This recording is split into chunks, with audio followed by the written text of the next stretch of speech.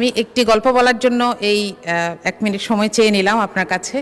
সেটা হচ্ছে একজন দেশের অর্থমন্ত্রী মিস্টার এক্স যেদিন প্রথম অফিস করলেন তিনি দেখলেন তার টেবিলে 3টা খাম। তিনি এবং উপরে লেখা কোনো সমস্যায় পড়লে এই খামটি খুলবেন। তো খাম নাম্বার 1 খুললেন তিনি। একটা সময় দেখলেন যে খুবই অবস্থা খারাপ, দেশের মানুষের চাহিদা পূরণ করা যাচ্ছে না, অর্থনীতির অবস্থা খারাপ। তিনি খাম খুলে দেখলেন লেখা আগের সরকারকে দায় দিয়ে দিন, এবং তিনি সেটা করলেন। দেখলেন যে সব সমস্যা মোটামুটি মানুষ একটু বুঝেছে।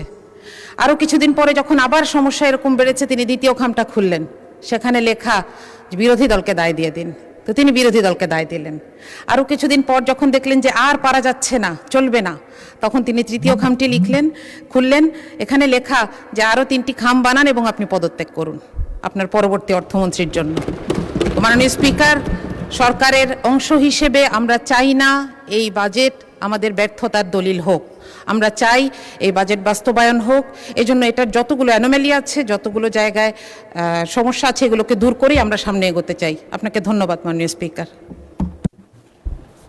ধন্যবাদ মাননীয় সদস্য আপনাকেও।